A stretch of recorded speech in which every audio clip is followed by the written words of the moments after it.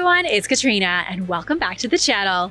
Today we are diving deep into a fascinating mystery, the possibility of advanced civilizations existing before the last ice age. We often think of history starting with the Egyptians or the Mesopotamians, but what if I told you there might have been complex societies thriving thousands of years earlier? We'll be exploring intriguing evidence like ancient structures that predate the Ice Age, mysterious maps depicting ice-free continents, and unexplained artifacts that challenge our conventional timeline. Could there be a hidden chapter in human history? Let's find out. The lost civilization of the Sunken Cave. Ancient cave art? Check. Underwater entrance? Check. Lost civilizations? Double check. Koskera Cave has it all and then some. Let's dive in. Welcome to Koskera Cave, a place filled with challenges, mystery, and scientific breakthroughs. These caves remained a secret until 1991 when tragedy struck. 3 divers lost their lives in the sunken tunnel leading to the main cavern. Only then did the world learn of this prehistoric wonder. 3 deaths should make it clear to you how difficult entering Koskera Cave really is. The cavern is located 120 feet below the surface, its only entrance being a perilous passageway through pitch-black waters. Imagine swimming through a dark tunnel, hoping you don't bump into anything, or anyone. The most amazing part of Koskera Cave is its history. Neolithic expert Jean Courtin was the first to confirm it as a real home for Paleolithic humans starting about 29,000 years ago. That is a big date. But what is even weirder is that humans kept returning to the cave over the centuries. Scientists say Koskera Cave was visited over a vast period of about 15,000 years. It's one of the most extensively dated caves that is also home to impressive works of prehistoric art. First, there was the Gravettian culture who lived in the cave from 27,000 to 20,000 BC. Imagine the same culture living in the same place for 7,000 years. The cultures that evolved from here also lived in the cave for thousands of years. Before things get too prehistoric, you should know these were not Neanderthals or Denisovans. They were Homo sapiens, identical to modern humans. Contrary to popular belief, prehistoric people did not live deep inside caves, but near the cave mouth, under natural shelters. It was a lot easier than building a house. And deep into the cave is kind of scary and dark. Okay, but what about all the water? Today, the cave's entrance is submerged, but that wasn't the case 30,000 years ago. Back then, the sea level was almost 400 feet lower, and the cave was situated a couple miles from the coast. There was no water near this thing. It's mind-boggling how much things change, isn't it?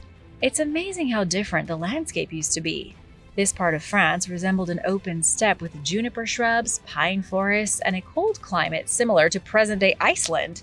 This explains the depiction of animals like the saiga antelope and the giant deer called a megaloceros on the cave walls. Koskera Cave contains over 230 animal figures, covering 12 different species. While many are common in prehistoric art, this cave features some rare and unique depictions of marine animals. Sea creatures rarely appear in cave art, regardless of where you look in the world. But here, archaeologists have found monk seals, great auks, fish, and jellyfish. What about aliens in the cave art? So far, no dice. Sorry to disappoint. It's mostly horses, deer, ibex, antelopes, bison, and sea creatures. Koskera Cave was home to a real civilization of real cave people, and they thrived here for thousands of years. This place was poppin'. An ancient map. A map disguised by the darkness of an ancient cave. A map older than any other map, drawn by a civilization that may have gone extinct thanks to a brutal natural disaster. One map to rule them all. Okay, maybe not that far. Çatalhöyük is one of the world's oldest and best preserved Neolithic sites. Located in central Anatolia, Turkey, it was built around 7,500 BC. That is seriously old. It is nearly twice the age of Stonehenge. Makes you feel like a spring chicken, doesn't it? The city of Çatalhöyük thrived for at least 2,000 years, then was either abandoned or destroyed. Whatever happened, it was buried underground and nobody saw it again until the 1960s. That was when British archaeologist James Millard from the University of Istanbul showed up. Between 1961 and 1965, excavations unearthed a wealth of artifacts and structures, including a 10-foot wide wall painting that some researchers believe represents the world's oldest map. The mural, dating to around 6600 BC, appears to depict a town at the base of a twin-peaked mountain. Some scientists believe it illustrates an eruption of Mount Hassan that took place in 6900 BC. But of course, it seems that experts can never agree. Other experts argue the artwork is merely a geometric design or a stylized leopard skin, rather than a literal depiction of a volcanic eruption. Here we go again with archaeologists never agreeing on anything. Why don't you take a look at the map and tell me what you see in the comments? Most people notice the 80 square-shaped patterns in the lower section, which could represent a honeycomb of homes. Above the houses is a fairly obvious image of a mountain with two peaks, although some think it's a leopard skin. So make of that what you will. If the volcanic eruption theory holds true, it would suggest that the people of Çatalhöyük witnessed the event and documented it in their artwork.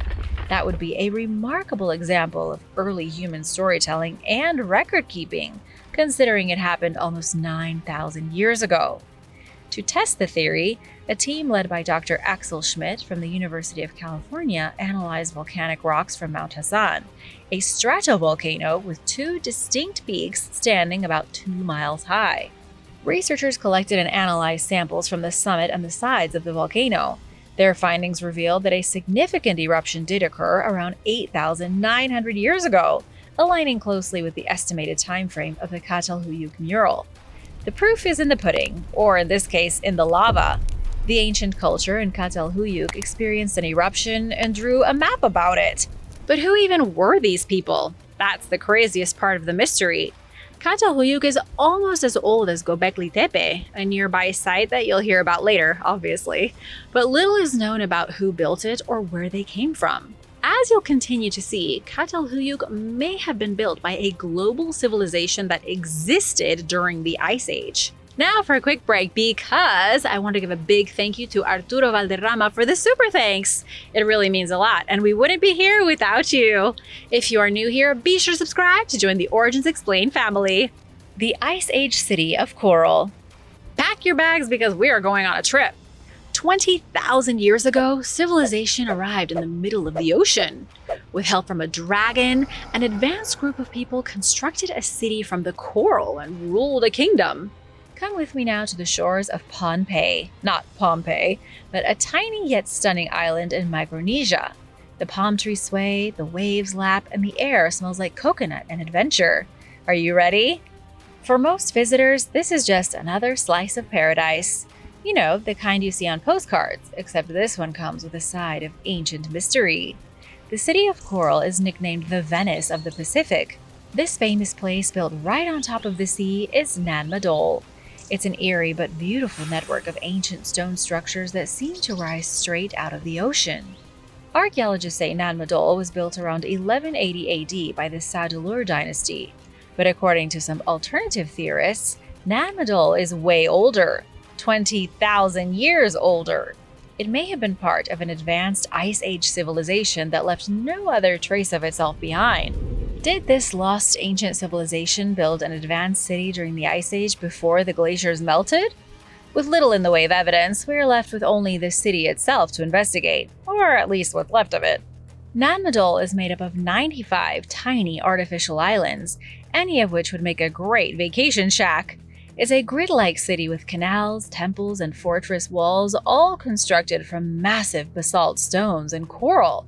And when I say massive, I mean some of these bad boys weighed over 100,000 pounds.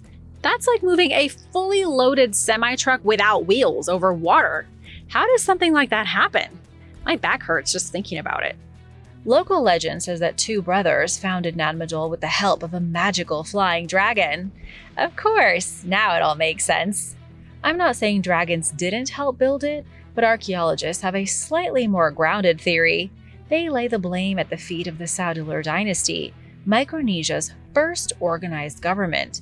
Historians believe the Saudulurs built Nan Madol as a religious and political capital. It's a good theory, but still doesn't explain how they moved 100,000-pound stones. At its peak, Nan Madol housed around 1,000 people, including priests, warriors, and commoners. I'm not sure 1,000 people would be enough to move one of those bricks. Nan Madol also had a darker side. The ruling Saudulurs forced tribal chiefs to live in their coral city, essentially keeping them on a tropical leash to maintain control. Political drama, ancient architecture, and a dash of tyranny, Nan Madol had it all. Mainstream science says that all of this was happening just a few centuries ago, but then there's another theory that claims that Nan Madol is way older than mainstream archaeology suggests. These theorists claim the city originally stood on dry land but sank suddenly due to a cataclysmic flood around 12,000 years ago. You can't roll your pants up high enough to avoid that.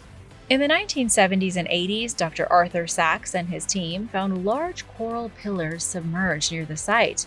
According to Ice Age enthusiasts, these are remnants of a lost civilization. Plus, there's the whole impossible construction angle. Even the experts admit there is no way the people of Pompeii could have moved those massive basalt rocks without cranes, pulleys, or some supernatural help. So either they had some seriously advanced technology we don't know about, or who knows? It's important to know that archaeologists analyzed the coral fragments used in Nan Madol's construction. Radiocarbon dating placed them at around 1180 AD.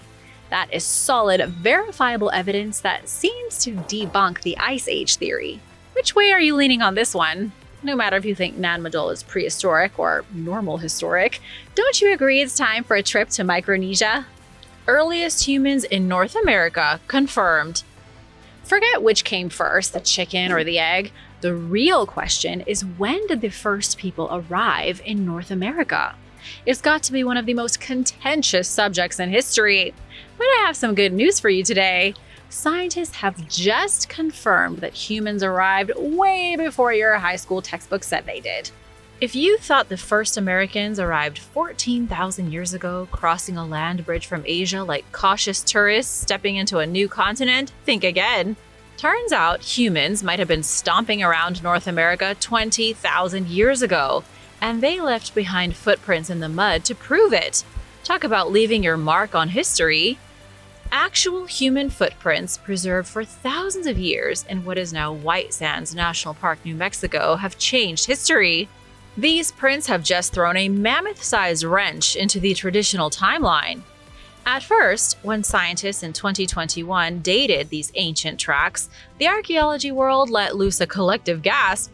After all, this completely contradicts the Clovis first theory, which argues that the first humans in North America arrived 13,500 years ago. The Clovis culture was thought to be the first one in all of the Americas.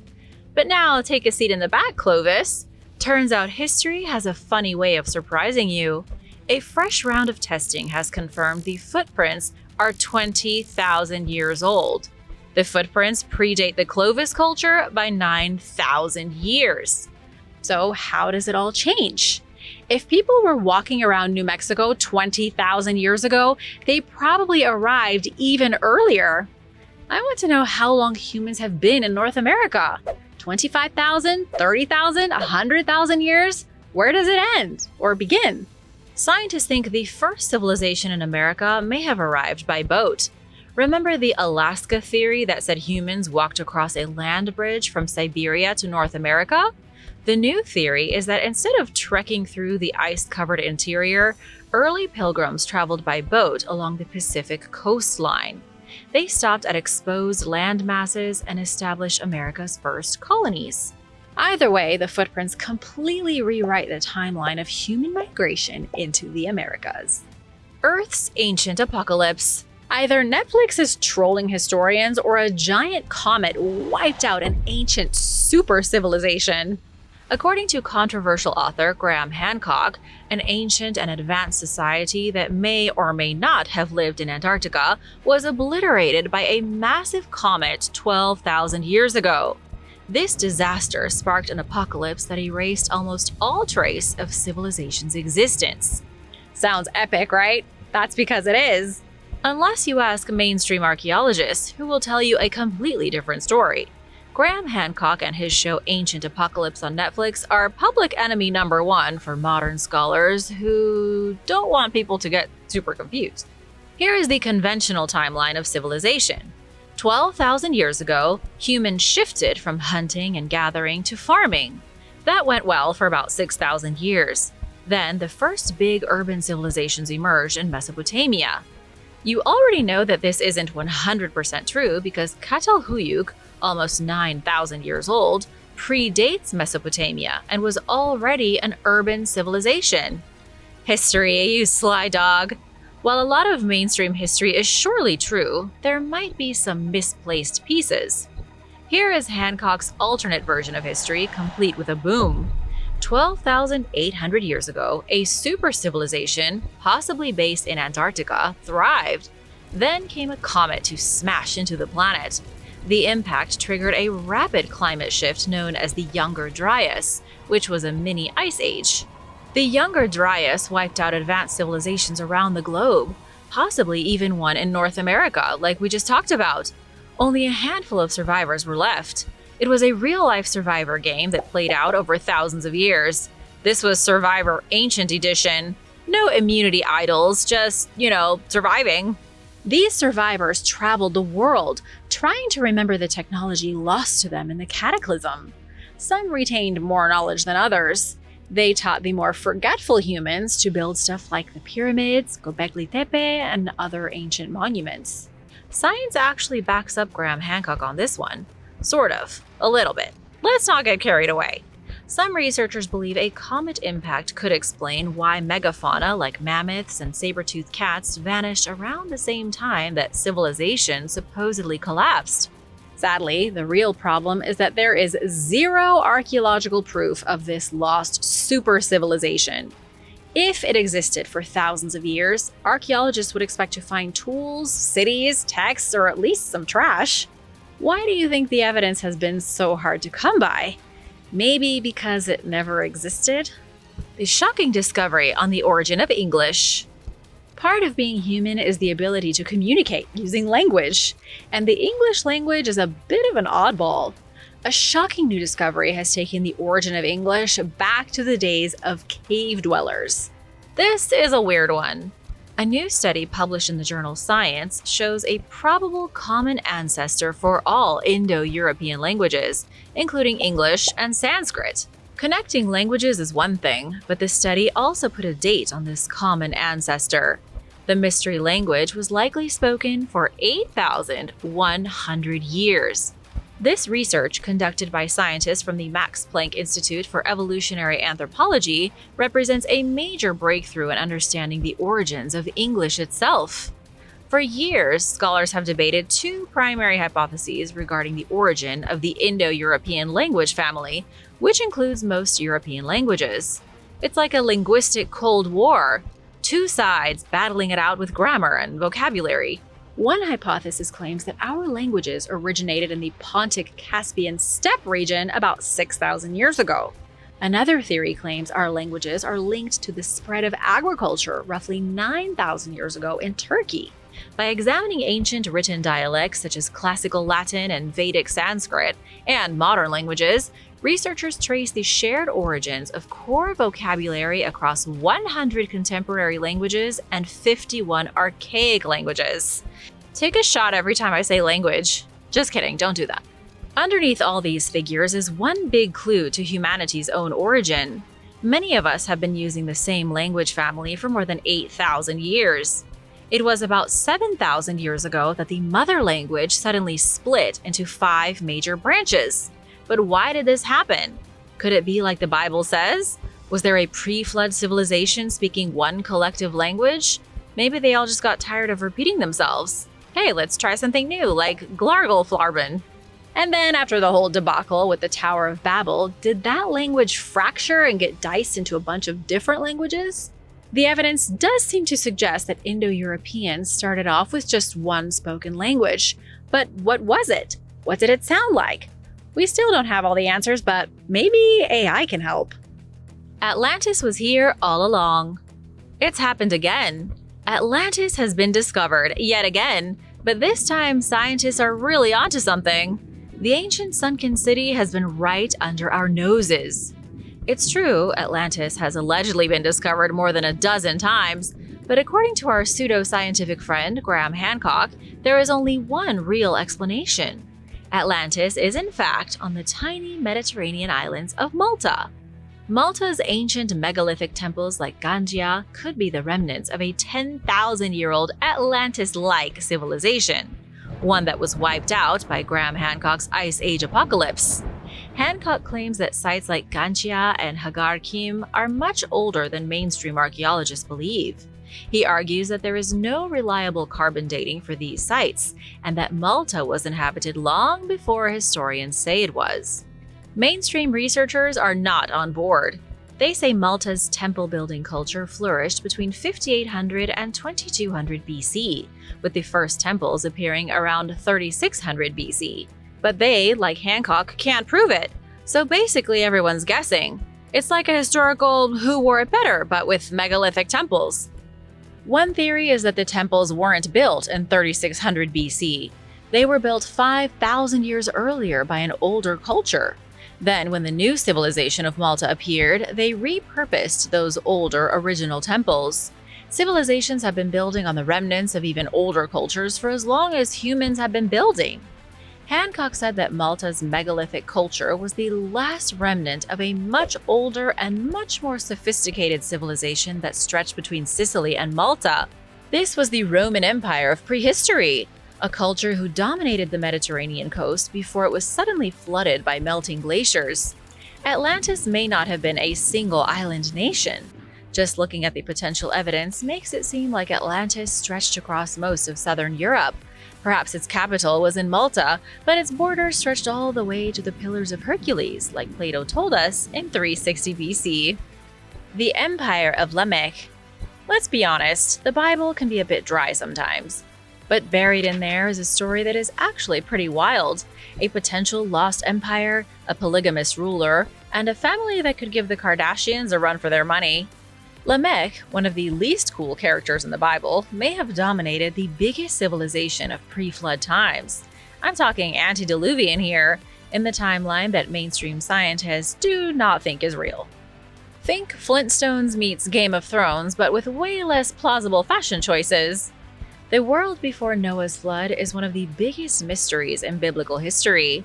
The Bible doesn't give us many details about what civilization was like, other than that they were sinful. The Bible is pretty explicit in the fact that humanity had become so corrupt that God decided to hit the reset button with a global deluge. But in Genesis 4:20-22, we get a tiny glimpse into pre-flood civilization through Lamech's family. Lamech is a murderer and a polygamist with 2 wives, Ada and Zillah. Check out this passage talking about the children his wives had. Ada bore Jabal. He was the father of those who dwell in tents and have livestock. His brother's name was Jubal. He was the father of all those who play the harp and flute. And as for Zillah, she also bore Tubal-Cain, an instructor of every craftsman in bronze and iron. Wait, what? Livestock management, music, and metalworking all coming from a single family? It raises an interesting question. Was Lamech the father of a talented bunch, or was he something much bigger? Many believe Lamech was in fact king of an empire. The Bible isn't just talking about his biological sons, but his subjects.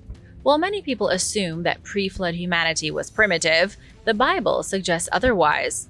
For example, Tubal-Cain was a master in bronze and ironworking. This means metallurgy was already a well-developed science long before Noah built the ark. Jabal is credited as the first to raise livestock, and Jubal is recognized as the first musician. This suggests a structured society where different professions were being defined and passed down. Then there is Lamech himself, a polygamist with an ego. Genesis 4:23-24 shows Lamech boasting about killing a man and daring anyone to challenge him. That kind of attitude suggests a powerful ruler who saw himself above others, possibly enforcing his rule through violence and fear. Whether or not Lamech was a king, one thing is certain: the entire pre-flood world was destroyed. Biblical scholars say that their great cities, advanced industries, and powerful rulers are now buried beneath layers of rock and sediment, lost forever, never to be found. Maps of the antediluvian world. How would you like to be an explorer? Being an explorer in the early 1500s must have been awesome and really, really scary. The mystery, the intrigue, the unknown. Imagine flipping through an ancient map and seeing a continent at the bottom of the world without any ice, and then rigging up your ship to try and find it. Wait, I skipped a beat here. There is an ancient map created an estimated 12,000 years ago. It shows Antarctica without ice, Greenland before glaciers, and coastlines mapped with near GPS accuracy. Explorers 500 years ago found these maps before they even knew Antarctica existed. Sounds made up, right? But that's the claim some historians have made about a handful of ancient maps, like the Peru race map, the Zeno map, and others. It's possible these curious maps may be remnants of an advanced civilization that existed before written history. These could be maps of Lamech's kingdom. They seem to show an antediluvian world very much unlike our modern world. The term antediluvian refers to the time before Noah's flood, as described in Genesis. While the Bible gives us only a few details about this period, flood myths exist across many ancient cultures. There are the Sumerian clay tablets from 200 BC that describe a great flood and gods fleeing Earth before the catastrophe. There's the Epic of Gilgamesh and the Mesopotamian flood myth, which features a Noah-like figure named Utnapishtim, who survives a massive flood. And of course, there are flood stories in Hindu, Greek, and Native American myths. Many ancient cultures have eerily similar accounts of a civilization-destroying flood. Could all these flood legends hint at a real lost civilization? The Piri Reis map was created by Ottoman Admiral Piri Reis in 1513 using older source maps. Piri Reis didn't see Antarctica without ice. He saw older maps and copied them. These older maps allowed him to accurately depict the coastline of Antarctica, along with South America and Africa too. The precision should have been impossible at the time, but in the 20th century, the US Navy Hydrographic Office confirmed its accuracy. The biggest conundrum is that it shows an ice-free Antarctica, which mainstream science says is impossible. Antarctica has been a penguin paradise of ice for millions of years. There is an even earlier map called the Zeno map from the 1380s. It accurately charts the coastlines of Scandinavia, Greenland, and Iceland, and it depicts Greenland without glaciers, which suggests it was mapped before the last ice age 12,000 years ago. And here's where things really get crazy. The Zeno map shows longitude with surprising precision, even though the necessary instruments to measure longitude weren't invented until the 1700s. You may have heard of the last two maps before, but probably not this next one. Yehudi ibn Ben Zara's map from 1487 depicts islands in the Mediterranean and Aegean seas that are now submerged, indicating it was created before sea levels rose. It also shows snow-covered regions in Brittany, France, suggesting a completely different climate than today. Some researchers say the maps were based on pre-flood knowledge of the ancient world. They are surviving fragments from an antediluvian civilization, one that had advanced cartographic and seafaring knowledge before a cataclysm wiped them out. Another theory is that the maps were preserved in the ancient library of Alexandria. Ancient seafarers like the Phoenicians and Minoans may have inherited even older maps, passing them down through generations. Now, only a few survive. There's even a bit of supporting evidence. The Library of Alexandria is known to have housed thousands of ancient texts, and it may have contained pre-Ice Age maps. If maps from an older civilization were copied and preserved, they could have made their way into the hands of later sailors like Piri Reis. In 1979, Dr. Charles Hapgood suggested that some ancient maps were sourced from civilizations that predated known history. My final favorite theory is that the maps were made using lost navigational techniques. It's possible that early civilizations had highly advanced navigation skills, possibly using celestial measurements, star charts, and other things. The Phoenicians and Polynesians were master navigators, able to travel thousands of miles across the ocean without modern instruments. Pyramids, stone circles, and other ancient structures align precisely with astronomical events. This all suggests a deep understanding of the Earth's geography. But for whatever reason, it was all lost for a while. Who invented civilization? Believe it or not, you might be able to blame mammoths for the rise of civilization. Mammoths as in the woolly ones. An exciting new theory is saying that Ice Age extinctions forced humans to start building cities and become civilized. Life as a prehistoric hunter in the Ice Age was easy living. People really did YOLO back then. There was no rent, no taxes, no emails, no TikTok, no scammer phone calls tricking your grandma out of her pension. It was just you, your tribe, and an all-you-can-eat buffet of mammoths, giant sloths, and prehistoric horses. Life was pretty good, and then suddenly it wasn't. Life be like that sometimes. All at once, the mammoths were gone. No more big game to eat, just some rabbits and boring old berries. Sure, there were bison around, but people were used to eating mammoth meat. According to the new theory, this is what forced early humans to invent civilization. The theory claims there was no magical pre-flood world of advanced technology. It was cavemen from the dawn of time until they ran out of mammoths. Humans then started farming because they had no other option. It kind of makes sense, right? Why would everyone suddenly settle on farms and domesticate animals when before they could just hunt migrating herds of large beasts and work on their cave art? Modern Homo sapiens evolved roughly 250,000 to 350,000 years ago, but the first steps towards civilization, like harvesting and domesticating plants, only started about 10,000 years ago. Why the huge gap? For 95% of human history, we were content with hunting, gathering, and moving around in small bands. No farms, no cities, and best of all, no rulers telling us what to do. Sounds kind of nice actually, minus the whole potentially being eaten by a saber-toothed tiger thing. So why the sudden switch? About 40,000 years ago, humans began spreading across the globe like a plague of locusts. Everywhere humans arrived, giant animals disappeared. We truly were bringers of doom. In Europe and Asia, mammoths, woolly rhinos, and giant deer were gone by 10,000 years ago. In Australia, giant kangaroos and wombats vanished 46,000 years ago. In North America, horses, camels, ground sloths, and mammoths were extinct by 11,500 years ago. In South America, giant armadillos and saber-toothed cats were wiped out 14,000 to 8,000 years ago. I think you get the point. Once humans wiped out the megafauna, hunting got a lot harder. For a while, humans got by with fishing and hunting smaller game, but it wasn't enough. The old hunter-gatherer lifestyle wasn't cutting it anymore, and humans needed a new plan. Farming was not an upgrade, it was a survival strategy. At first, early humans started harvesting wild grains just to get by. But then, out of necessity, they began cultivating plants to make sure there was always food. It was a good strategy that we still use today. Farming meant food security.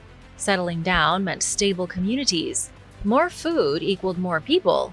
More people led to the rise of cities and civilizations. It's kind of ironic because farming is arguably worse than hunting for human life. It's more work.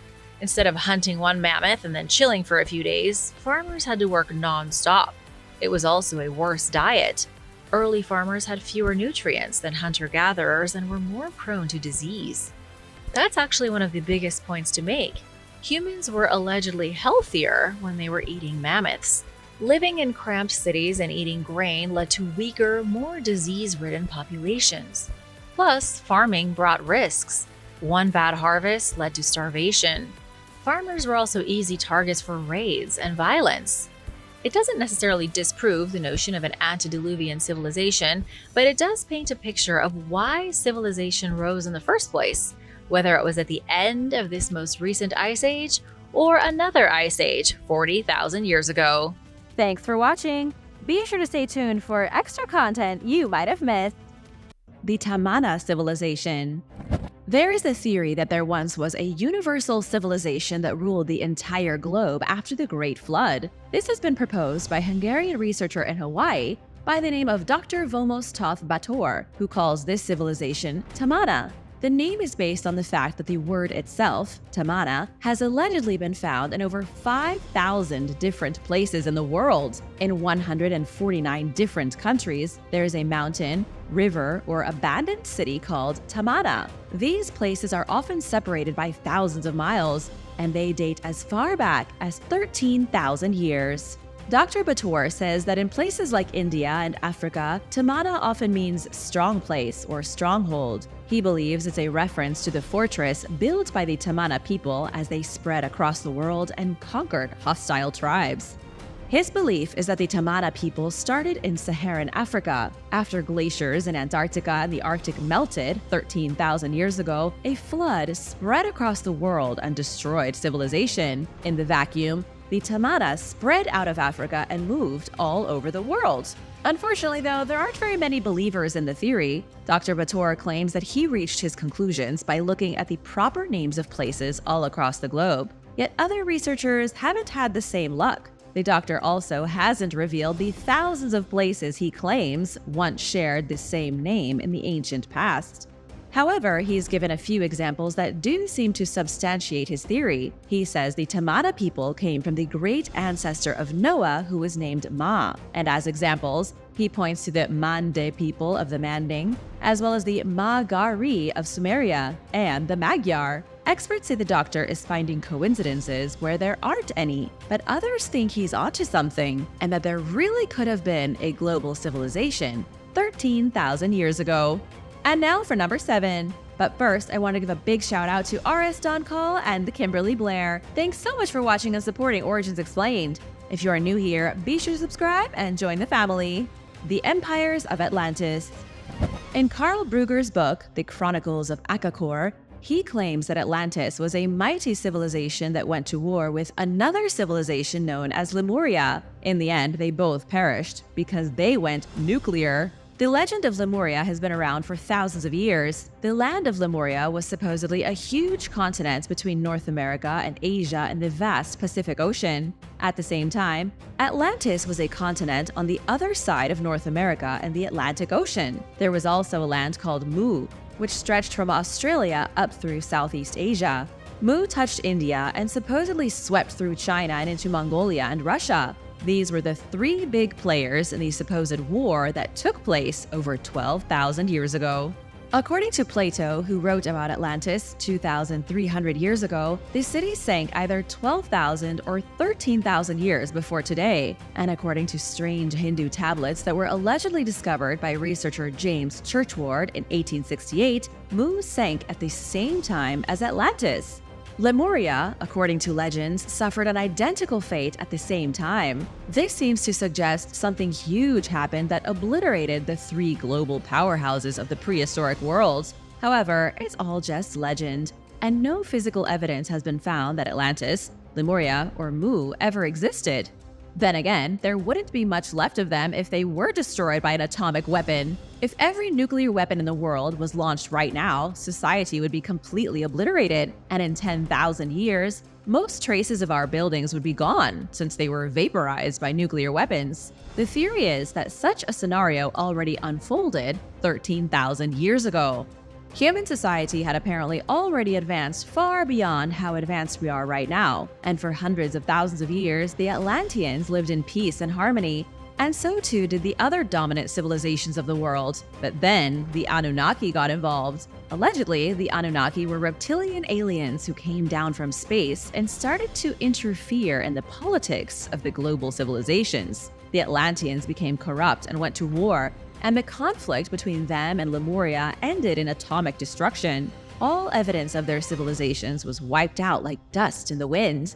The few survivors then started the long process of bringing civilization back to the world. This is where the theory of global civilization comes from. It's said that after Atlantis was destroyed, the survivors rebuilt pockets of civilization. This would explain why there are so many similarities between the ancient cultures of the world. The Atlanteans already knew how to build pyramids and other impressive structures. However, as time wore on, the war of the past was forgotten, and the great civilizations faded into myth. Keep in mind that none of this can be proved. All mainstream scientists are pretty much convinced of evolution, which dismisses any potential for a worldwide civilization with nuclear capabilities. There could definitely have been a global civilization 13,000 years ago, but science says they likely weren't survivors of atomic annihilation. Egypt and Peru. Even though the ancient civilizations of Egypt and Peru never had any contact and were on opposite sides of the globe, they shared some startling similarities. Ancient Peruvian cultures built pyramids and pioneered work in medicine, and so too did the people of ancient Egypt. In Peru, cultures were creating mummies centuries before the Egyptians started to do the same thing. Both cultures believed in an afterlife, and both of them built pyramids specifically to function as tombs, or to be used as homes for royalty in the afterlife. Both civilizations were some of the earliest people in the world to practice neurosurgery. Great examples of architecture in Peru and Egypt both date to the 3rd millennium BC. The construction of their pyramids was weirdly similar, employing wide bases that sloped towards the top. The initial mummies made by both cultures weren't initially embalmed, although the Egyptians did choose to remove the internal organs. Both cultures also worshipped a god of the sun. In Peru, the sun god was Inti, and in Egypt, the sun god was Ka. These similarities don't necessarily mean the Egyptians and the ancient Peruvians were the same people. Scientists say they were totally separate, and all their similarities are nothing but coincidences. But what if there was a deeper connection? Do you think the Peruvians and Egyptians somehow knew of each other 5,000 years ago? Let me know what you think in the comments. The mysterious handbags.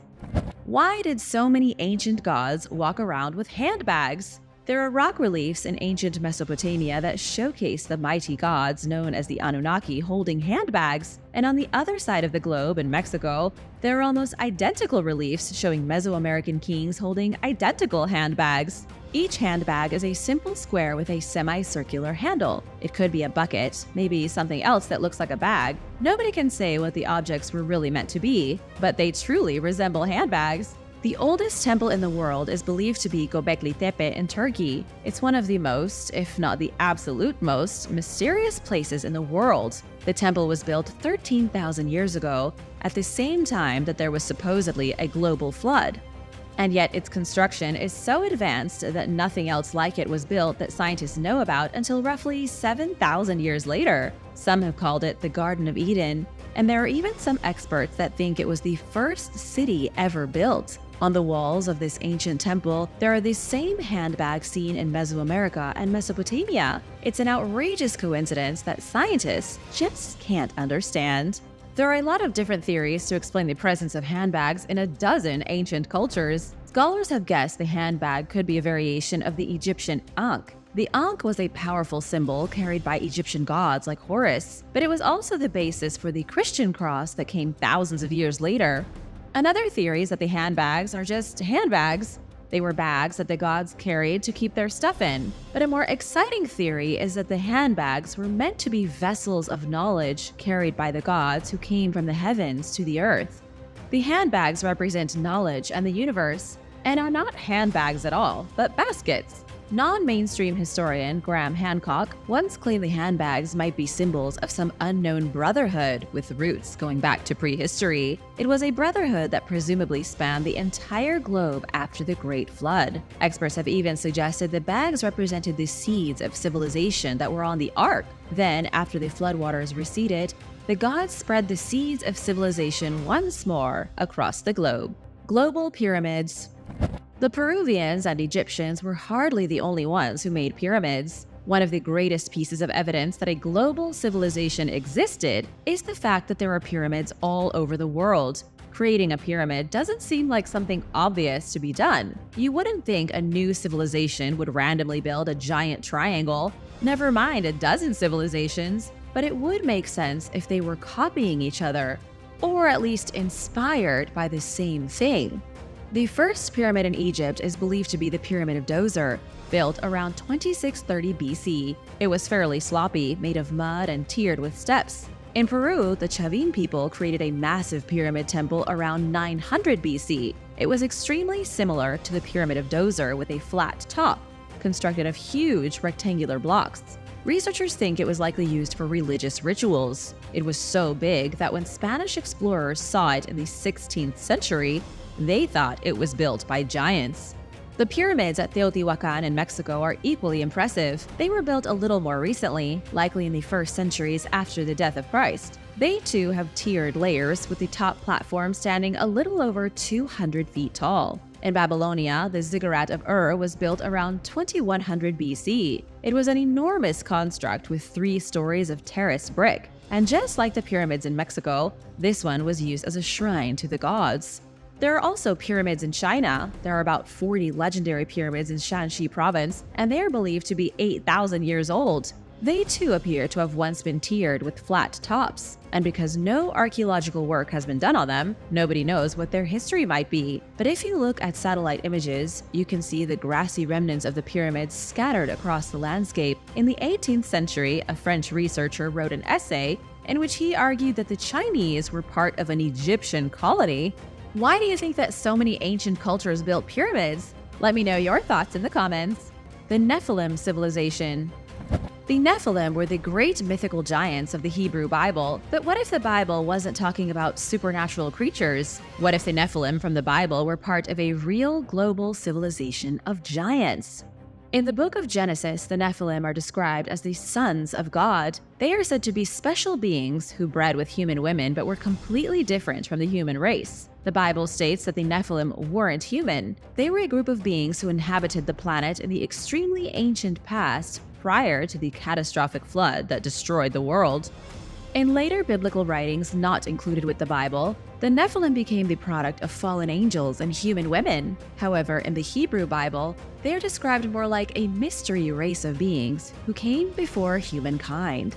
One popular theory is that the Nephilim were aliens who landed on the planet and lived here briefly. They lived in the Antediluvian days, before the Bible and before human civilization. They were huge, strong, and supposedly possessed magical abilities. Those who support this theory believe the race of Nephilim dominated the planet on a global scale, but nobody can give a good answer as to what became of them. Did the Nephilim flee back to space? Did they flood the planet on purpose and leave after getting annoyed with humans? Unfortunately, it's all totally speculative and impossible to prove. China and the Olmec. The Olmec civilization started around 1600 BC. They lived in fishing villages and jungle cities in what's today the Mexican states of Tabasco and Veracruz. Nobody knows exactly what happened to the Olmec, only that they vanished around 350 BC. They were then replaced by the Maya. The most famous things the Olmec civilization left behind are their giant stone heads, many of which weigh up to 20 tons. Some scholars have even speculated that the giant stone heads were meant to be depictions of the Olmec gods. One thing nobody knows is where the Olmec came from. Humans were in Mexico around 13,000 years ago, but there is no real evidence of how the Olmec civilization became an advanced culture. One of the theories is that they weren't from Mexico at all. In 1975, Betty Meggers, who worked at the Smithsonian Institution, made the argument that the Olmec were Chinese refugees. She compared Olmec architecture and artwork to that of the Shang dynasty. The Olmec seem to have been inspired by the Chinese, which should have been impossible 3,200 years ago. There were other aspects the cultures had in common, such as their obsession with jade. The Olmec and the ancient Chinese both loved crafting things from the beautiful green mineral. Marawasi and the Masma.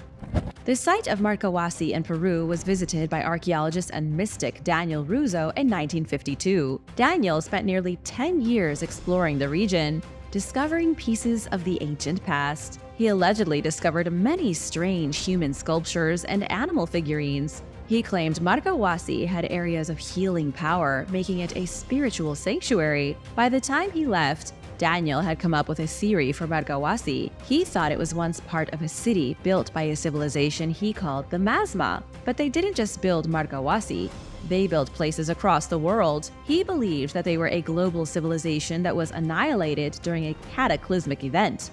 Recently, the rock sculpture at Marawasi has been the subject of a lot of debate. It looks like it was once a huge stone head carved out of the mountain. From the side, it almost looks like an eroded sphinx, the same kind of sphinx that can be found in Egypt. But scientists say it's a coincidence. They say the rock is a perfectly normal geological feature.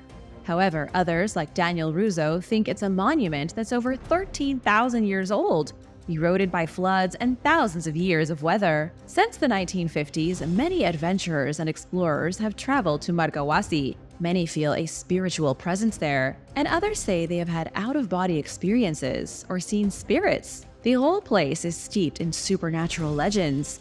It's a popular destination for the alternative-minded to gather and discuss the ancient past.